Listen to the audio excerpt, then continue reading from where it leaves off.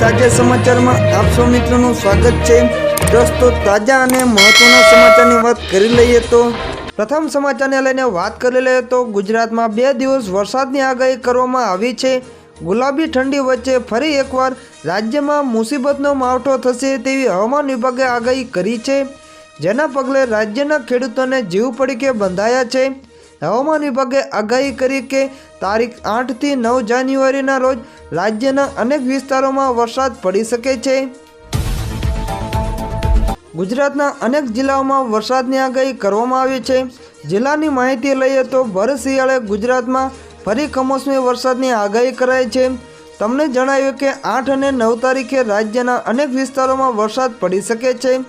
બનાસકાંઠા, સાબરકાંઠા, અરવલ્લીમાં પણ વરસાદની આગાહી કરાઈ છે, તો જ્યારે વલસાડ, નવસારી, સુરત અને દમણમાં પણ તેમજ સૌરાષ્ટ્ર, ભાવનગરમાં, અમરેલી, ગીર સોમનાથ, રાજકોટમાં પણ હળવા વરસાદની આગાહી કરવામાં આવી છે। અમદાવાદ, ગાંધીનગર, આણંદમાં પણ હળવા વરસાદની આગાહી કરવામાં આવી છે।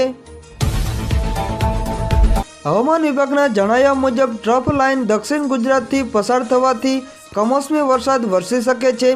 આગામી દિવસોમાં કમોસમી વરસાદને પગલે 2 થી 3 ડિગ્રી તાપમાન વધવાની શક્યતા છે। વિન્ડ સ્પીડથી 5 થી 10 વચ્ચે છે। વધુમાં કહ્યું કે કમોસમી વરસાદ પછી થોડું ટેમ્પરેચર નીચું જશે। આજના તાપમાનની વાત કરીએ તો આજે 20 શહેરોમાં 15 ડિગ્રીની આસપાસ તાપમાન નોંધાયું છે।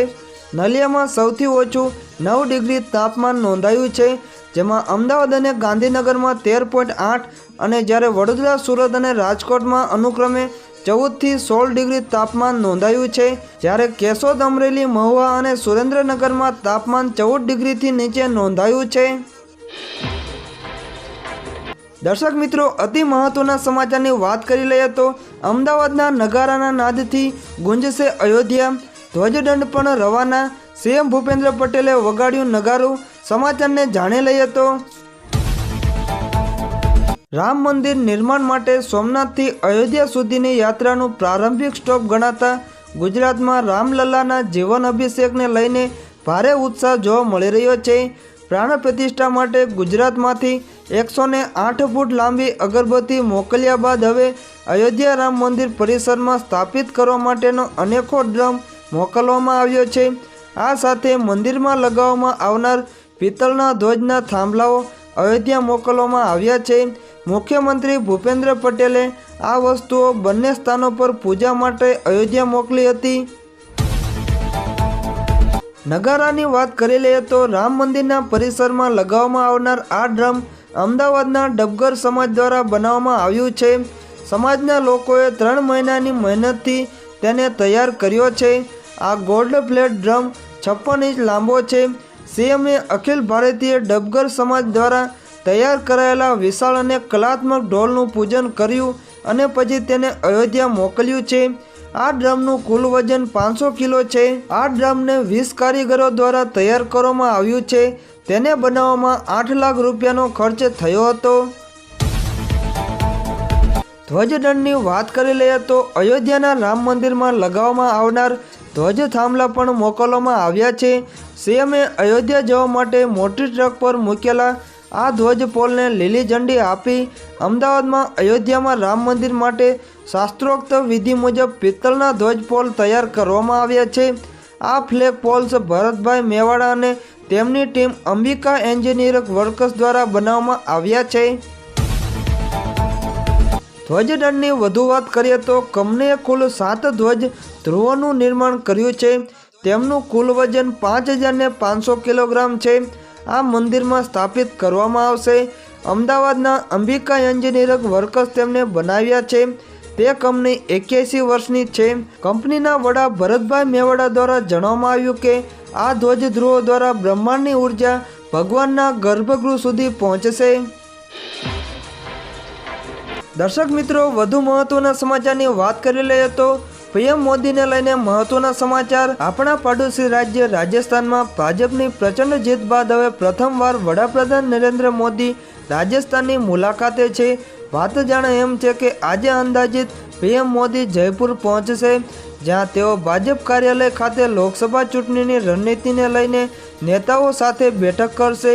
આ સાથે અન્ય કાર્યક્રમમાં કેન્દ્રીય ગૃહમંત્રી અમિત શાહ પણ 3 દિવસ સુધી જયપુરમાં જ છે.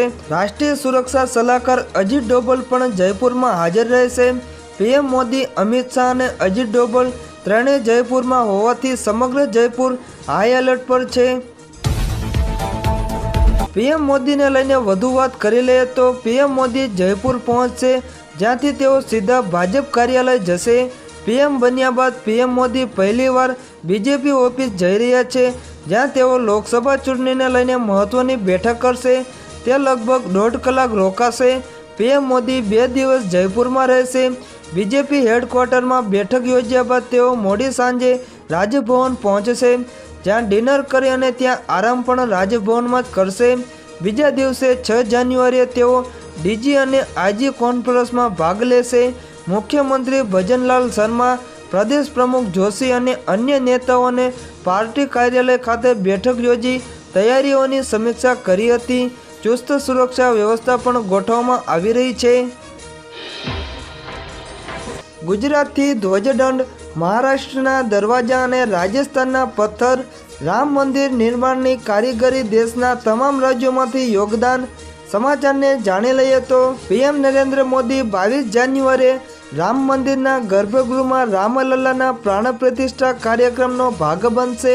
ત્યારે તેઓ મંદિરના નિર્માણમાં સમગ્ર દેશની ભાગીદારી જોશે. મંદિરના નિર્માણમાં અનેક પ્રાંતોના કારીગરોએ તેમની કારીગરી બતાવી છે. રાજસ્થાન, ઓડિશા અને મધ્યપ્રદેશના કારીગરોએ પથ્થર કોતરવાના કામમાં લાંબા સમય સુધી કામ કર્યું. તેમાં ઉપયોગમાં લેવાતા ગુલાબી રંગના રેતીના પથ્થરો રાજસ્થાનના ભરતપુરના ગામના છે.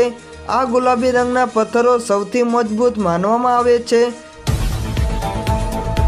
રામ મંદિરમાં જે ધ્વજદંડ લગાશે તે અમદાવાદમાં બની રહ્યા છે. અમદાવાદના ગોતામાં આવેલી ફેક્ટરીમાં રામ મંદિર માટે 7 ધ્વજદંડ તૈયાર કરવામાં આવી રહ્યા છે. આ ધ્વજદંડ રામ મંદિરના 161 ફૂટ ઊંચા શિખર ઉપર લગાવવામાં આવશે.